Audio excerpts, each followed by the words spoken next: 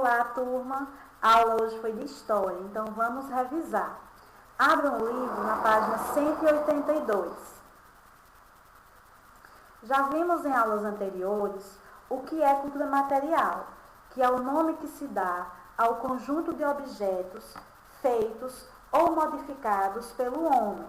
São palpáveis, são tocáveis e que, de certa forma, ajuda a identificar, caracterizar uma civilização, uma história de um povo, de uma região, dando-lhes identidade.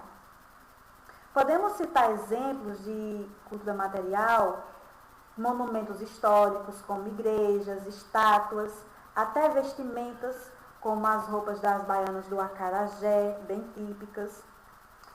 Deixa eu voltar aqui algumas páginas para mostrar para vocês. Nesta página 180, vocês veem alguns objetos de cultura material, como alguns enfeites de uma rainha da cidade de Ur, na Mesopotâmia, com cerca de 4.500 anos, e uma estátua egípcia, representando uma gata amamentando. Ambos dão características, dão identidade àquelas civilizações. Inclusive, o gato era para os egípcios uma divindade, um animal sagrado. Por isso existem até estátuas representando-os. Então percebam que cultura material se trata de objetos simbólicos de diferentes momentos da história.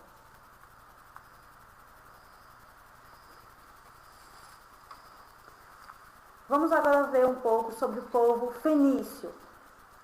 Os fenícios, por exemplo, eram um povo que habitava uma estreita faixa litorânea, próximo ao mar Mediterrâneo, onde hoje estão o Líbano e parte da Síria.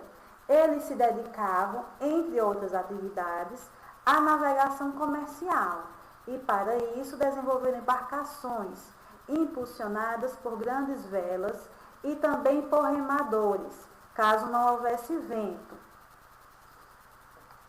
Deixa eu mostrar aqui a vocês. Pronto. Essa parte aqui se trata da Fenícia. Tem o nome aí, Fenícia. Hoje em dia, ela não existe mais. Não existe mais essa civilização fenícia. Hoje em dia, aquele território que abrangia a Fenícia recebe o nome de Líbano e uma parte da Síria. A principal atividade econômica dos fenícios era a navegação comercial, ou seja, eles foram grandes navegadores e tinham grandes habilidades para construir navios. Eram famosos por isso. Era considerado a maior potência naval da época. Eles não conheciam bússola e nenhum outro instrumento de navegação. E para se localizar ou buscar uma direção, eles se baseavam em características naturais, como estrelas, o sol, a direção dos ventos, e a experiência do capitão também era muito importante. E então eles comercializavam em vários lugares, como Egito, Itália, França, África, Espanha, etc. As suas viagens comerciais eram feitas através da galé, que era um navio movido a velas e a remo, que é o que vocês estão vendo aí na imagem. A madeira para fazer a galé vinha de árvores de cedro, que eram muito abundantes naquela região. A madeira era leve e muito resistente.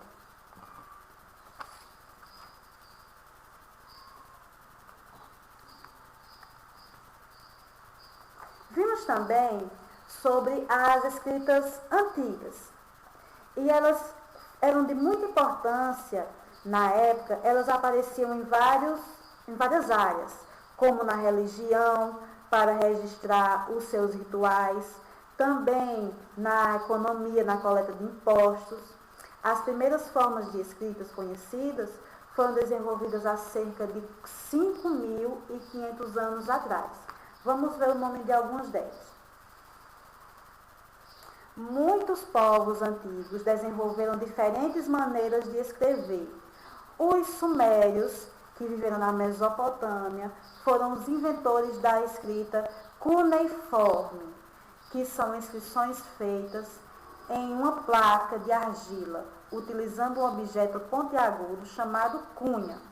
Então, essa escrita cuneiforme consiste em escrever sobre uma placa mole de argila, de maneira que a escrita ficasse mais afundada, usando um objeto pontiagudo chamado cunha.